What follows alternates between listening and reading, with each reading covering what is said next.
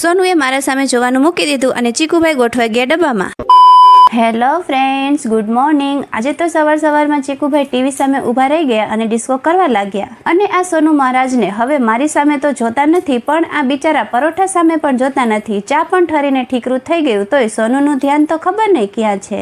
અને પછી ઘરનું બધું કામ પતાવી હું અને ચીકુ બેસી ગયા કેક ખાવા। ફ્રીજમાં પડ્યું હતું એટલે મન થઈ ગયું પણ મારા ચીકુને આવું કાંઈ ન ભાવે। એ તો એના ઓલ ટાઈમ ફેવરિટ વ્હીલ્સ લઈને બેઠો હતો અને પછી આ ડબ્બો ખાલી જોઈ ચીકુ એમાં બેસી ગયો પણ હવે બારે કેમ નીકળશે। અને પછી મેં બપોરામાં કરી નાખ્યો રોટલો, મગનું શાક અને ભાત। ત્યાં જ પડી ગઈ સાંજ એટલે મેં ચીકુને પાછો નવરાવી દીધો અને ચોટલી કરવા બેઠી પણ મારો ચીકુ બેસે નહીં।